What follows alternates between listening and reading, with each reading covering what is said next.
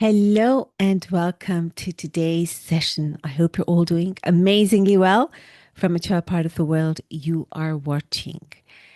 Today, I would like to talk about the employee nobody remembered. Last week, I talked about the guest nobody remembered. And I based it on my experience that I had in a five-star hotel. And I introduced the concept of drift, how it is so easy to make one small decision, one small oversight, which on the actual day does not make a huge difference. For example, your team is stretched too thin, so they do not accompany the client to where they need to go. And in my case, from the spa right to the conference room to have my yoga session. That one isolated incident does not cause huge impact. That said, that same incident carried on and done repetitively over a period of time compounds and leads to this guest who feels invisible, the guest that was completely forgotten. And today I want to bring that notion of drift to our employee experience. Because here's what I've noticed in hospitality: you cannot create an experience that makes a guest feel seen through people who do not feel seen themselves. So the guest experience and the employee experience are not two separate conversations. They're actually the same conversation. They're one conversation. And when your team feels that they're remembered, your guests will feel that too. And that's where it all starts. However, in hospitality, we have kind of put employee well being under a people and culture initiative. And what I want to propose today is that the right way to see employee well being is to make it an integral part of the guest experience strategy. Because there is no other way to ensure that your guests get that superlative experience if your employees don't have that superlative experience. So I'm going to share a story of mine, and I'm sure we've all sat and had these meetings before, and there's nothing fundamentally wrong with the meeting. But what I want to share is that this is where we tend to trip, and this is where the kind of contradiction shows up. So it'd be a lot easier if I give the story to you. I remember a few years back, I was sitting in a meeting with the hotel manager, and she had called me in to evaluate how productive my therapists were. I had requested extra staff, so extra pair of hands, freelance therapists during the weekends or during peak hours, which is a good problem to have. Our team was reaching its capacity and we needed extra staff. So the common sense meeting is always the department head meets with the hotel manager or the hotel GM. And you start that conversation where let me look at your manning and see can this be optimized? And where is it that you need extra help? Because clearly, extra staff, I mean, in our people business and in wellness of all places, particularly the spa, we have high overheads. And depending on the location, labor tends to be a huge cost. So I remember sitting down in this meeting. Now, take into consideration, I'm someone who has prepared many budgets. I know my numbers in and out when it comes to productivity. And I also know how far you can push people without there not being any repercussions. And I was sitting in front of this hotel manager. I had given her my very well calculated and detailed manning and the capacity. And it turned out that roughly the average therapist productivity. So, for those of you who are not familiar with the term therapist productivity, it basically means during their 8-hour shift, how many hours are actually revenue generating, hence productive. So, if they have an 8-hour shift, are they productive? That means in treatments, 60% of the time, 70%, 80% of the time. I know it's an absurd way how we manage our therapists because you would never ever do that to a chef. You never actually do that to any other position in the hotel industry, except the spa therapist is managed through her productivity. Hotels do manage covers, they do manage resources in terms of physical resources, your hotel room occupancy, but rarely. I mean, the only place you're actually measuring occupancy and productivity is in the spa when it comes to your therapists. And I had very detailed written the productivity and stated that 60% productivity was the absolute maximum my therapists could work. And from there on, we would need extra support staff, for example, during the weekends or to cover vacation. And she was insisting that why aren't the therapists at 80% occupancy? She gets that treatment turnaround time needs to be roughly half an hour just because the way the spa was actually built on 2 floors. And we also wanted to give a 5-star experience to our guests. So the therapist had time to be with the guest and then come back and also turn the treatment room around for the next client. And we were going back and forth, and it was getting so ridiculous where we were trying to get 1 hour here, 1 hour there. And I kind of tried to explain to her that usually not many people here in Spain want to have a treatment at 9 o'clock in the morning or 10 o'clock in the morning. So if you have a therapist on shift at that time, the likelihood of her being productive, in other words, performing treatments, is going to be a lot lower than someone who's on the evening shift. Now, that doesn't mean the therapist sitting there twiddling her thumb. She's doing other things, preparing stock, a whole list of things that he or she is working on. And I tried to get the message across to her.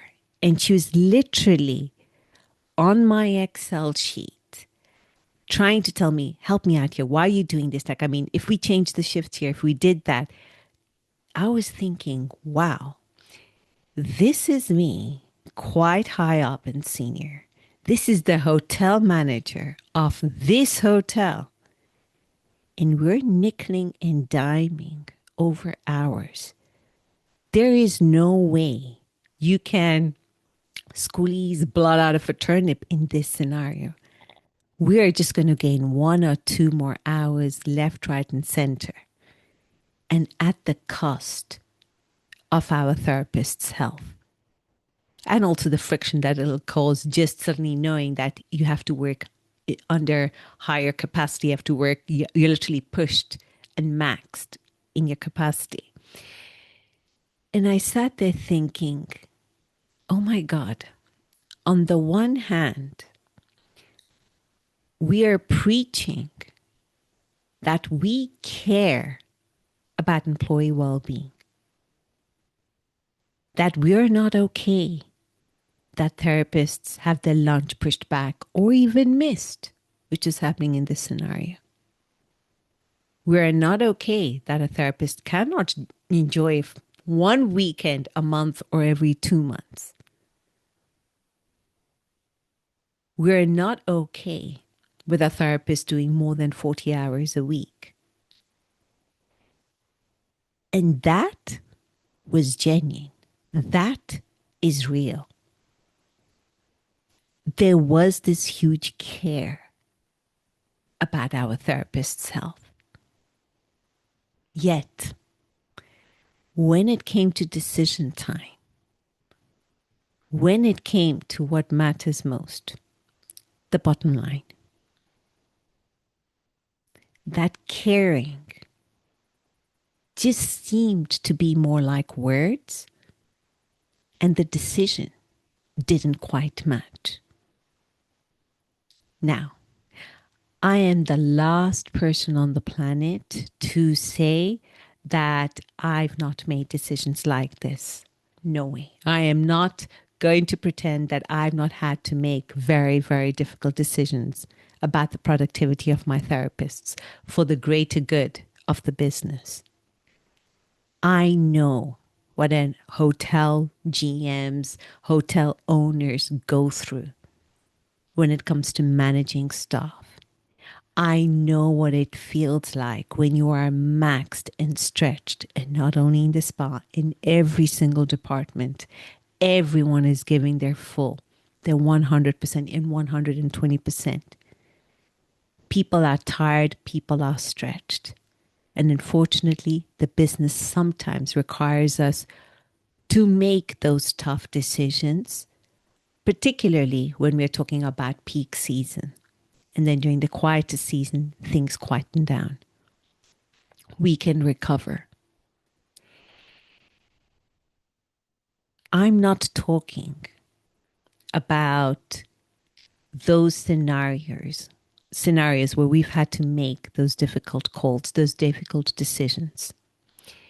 What I'm talking about is, are we actually making our employees be felt? And I also think this should not be a people and culture initiative. It should actually be brought right to the front and be part of the same conversation as guest experience strategy. Because if we don't treat it like that, we will always have this contradiction where we say, I care about my employees, and that is a genuine care. I have never till today met a hotel owner or a GM or a hotel manager or any executive team that doesn't truly care about their team. I've never seen that. It doesn't mean we don't work our people hard, but we always care about them. And I have seen that. That said, how many times have we heard people leaving the hospitality industry burnt out, tired, exhausted? And that's not only in wellness, that's in all departments. And I don't know how it is in other industries. I just know mine. So here are 3 things I'd like to address and why I think that employee well-being should actually be part of the guest experience strategy. And the first reason is we have this disconnect that I was talking about earlier on, where we believe we care about a team, and that is true. But when it comes to budget meetings, when it comes to cost control meetings, the decisions we make are based on a very different set of thoughts than what we genuinely believe and value. And here's where I also did some soul searching because, of course, I care about my teams. Of course, you care about your teams. Yet, when push comes to shove, decisions are made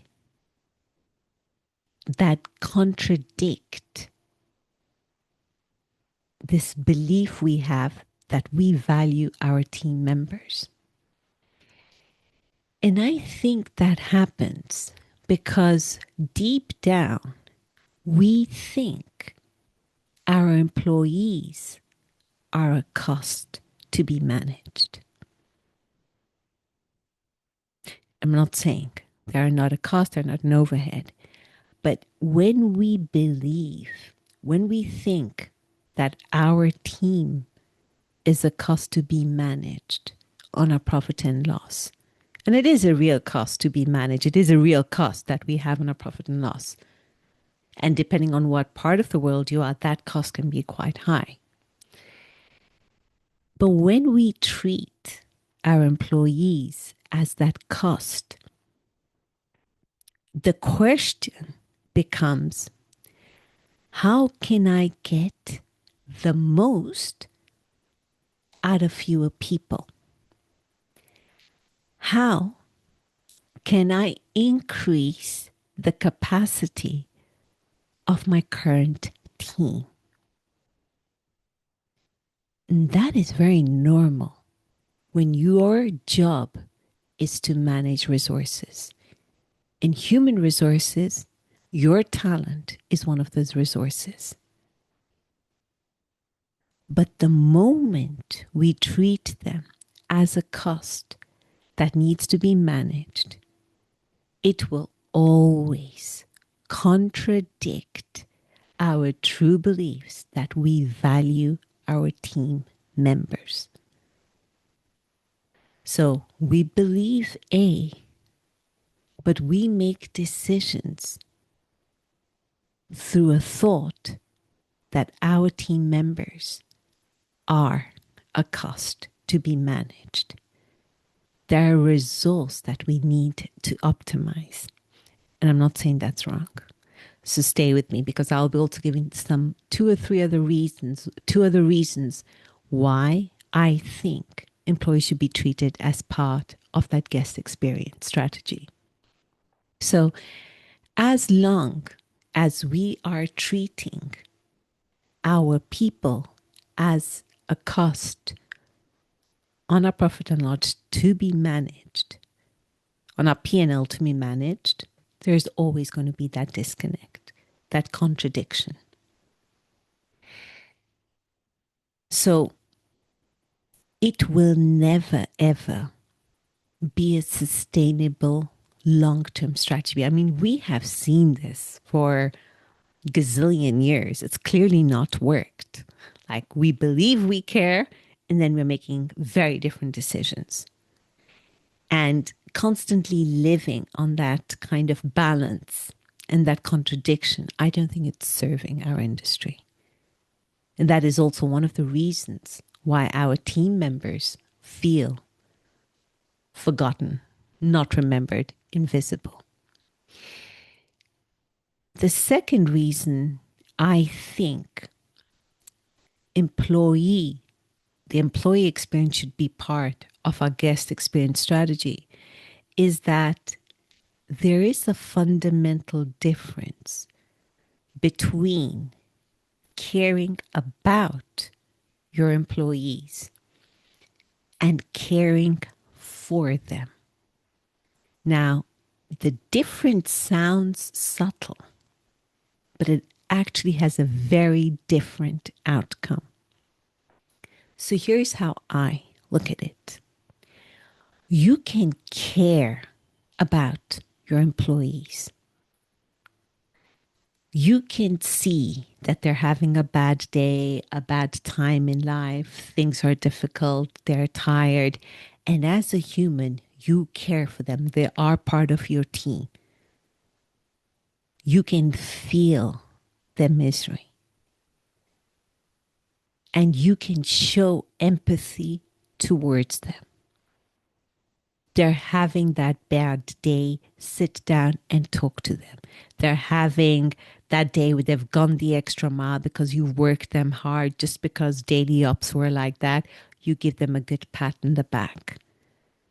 You care about them, so you put your values up in a wall or in a little manifesto or in the employee handbook. You care about your employees. That's why you have a free day or you give them extra goodies in the lunch, whatever. That shows you care about them.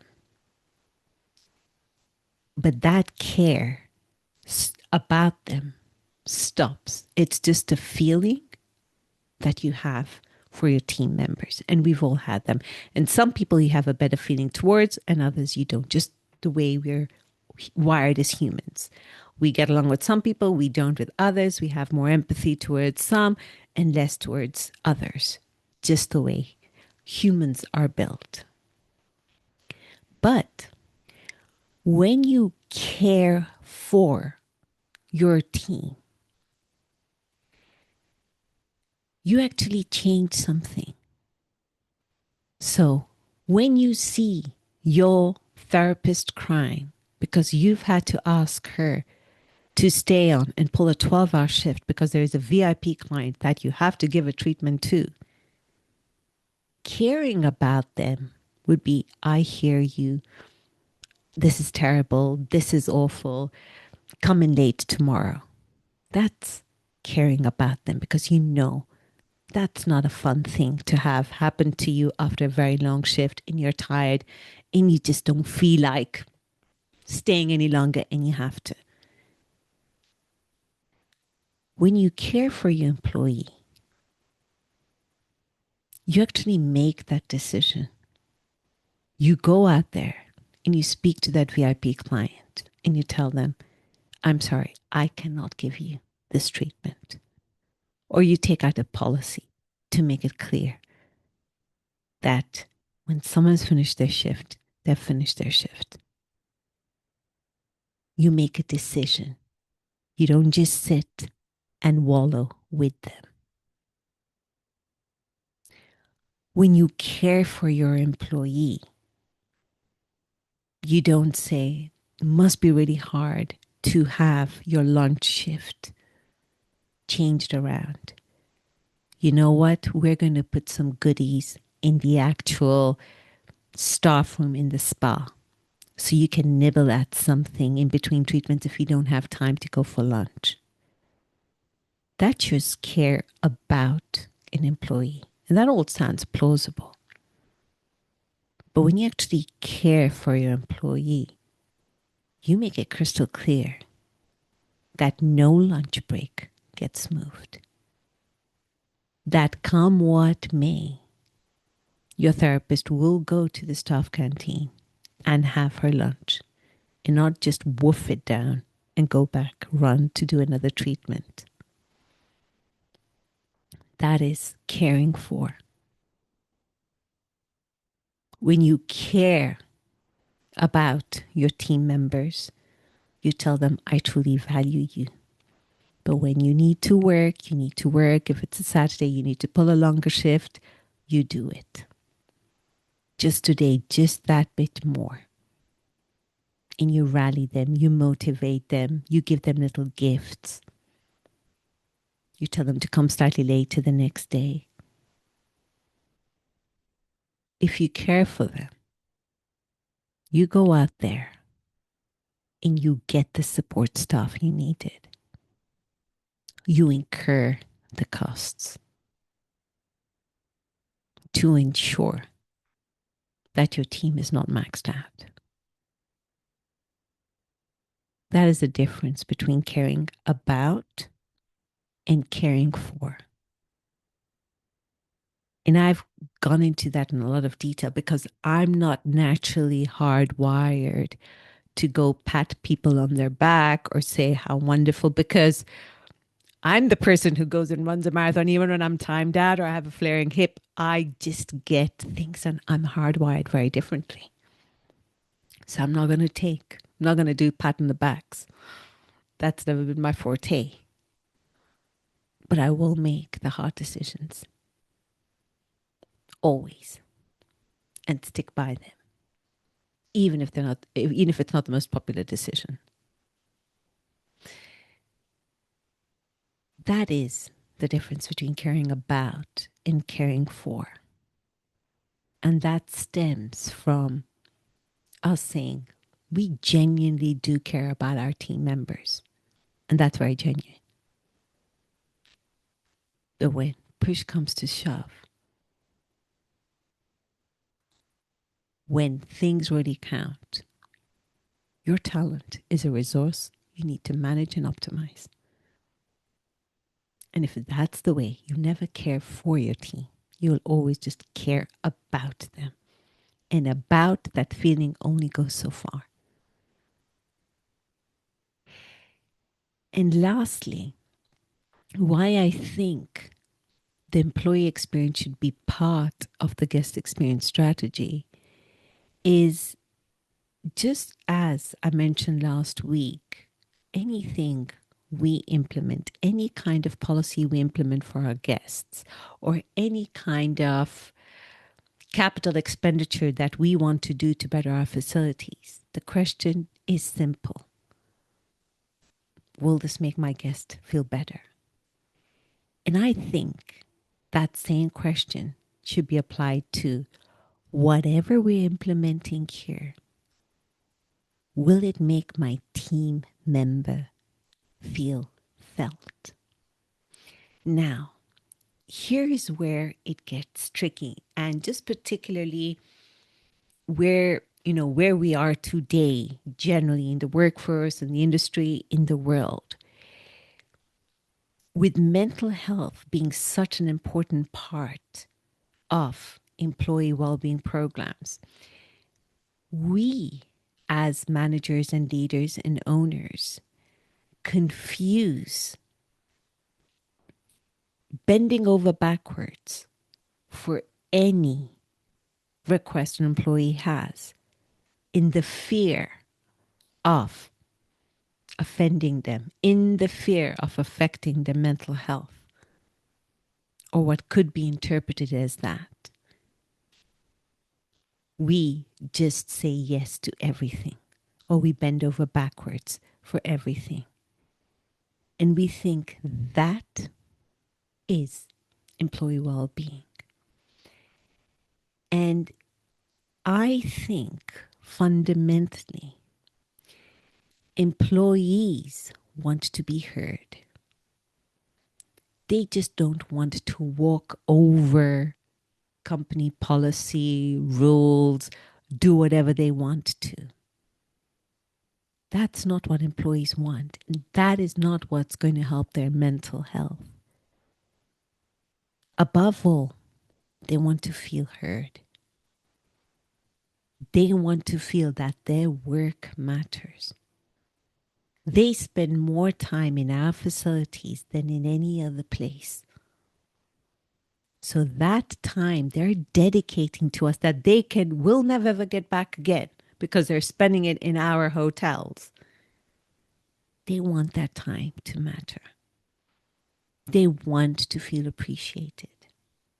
They want to feel heard. They want their ideas to be heard. Now, it doesn't mean that they want every single idea implemented or to not do anything they absolutely do not like doing, or to work with someone they cannot stand working with. That's not the spirit of what employee well-being is about. Someone who is felt and someone who is heard feels safe to be themselves and to say exactly how they're feeling.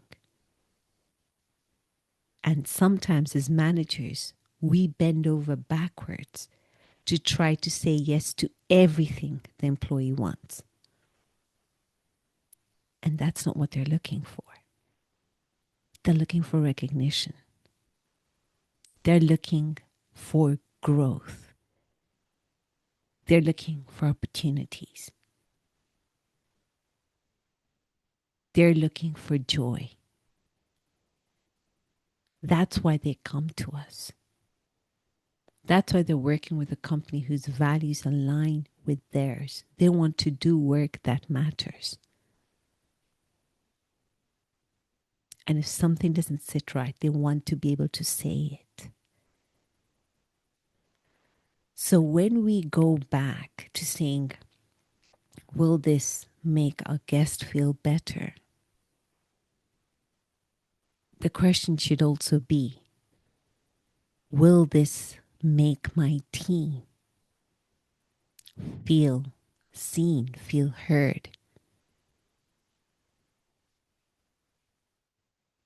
Because you cannot give your guest a better experience if your team is not having a real experience themselves. You will not equip your team with the tools they need in order to deliver superlative experiences if they don't feel that the work they do matters, that the opinion matters, that they can put forward ideas, that someone has made a decision truly caring for them and not just caring about them. So this is why I think the employee experience, employee well-being, is pretty much the same conversation as guest experience. And instead of looking at our teams as a cost and a profit and loss that needs to be optimized, whose capacity needs to be optimized, so we're getting more out of fewer people. Instead, the question should be, how will my team feel delivering this experience that we're asking them to deliver? How will they make it happen? Now, clearly, at the end of the day, we run a business. We're looking at our profit and loss, and we're looking at our revenue figures, and we're looking at our expenses. But just as we don't treat every single guest as, how much money am I getting off you? Anyone who's coming through our hotel, we're not trying to think, how can I get the most off you? We just look at our revenue, we do more marketing initiatives, and we just ensure that increases. The same way with our team members. Instead of looking at them as a cost, they are a cost in our profit and loss. But instead of they're an expense in our profit and loss. But instead of treating them as a cost, looking at them as someone who's integral to achieving that top line. That the better the experience they have, the better the experience your guests will have. The more they will spend, the longer they will stay, the more they will rave about the experience at your hotel. That does not happen when you treat employee well-being as part of a people and culture initiative or as part of a cost that needs to be optimized. So, this is all part of the research and me getting all my thinking ducks in a row for my second book, where employee experience and guest experience, they're the same conversation. And on that thought-provoking note, I wish you all a beautiful day ahead. Take care now.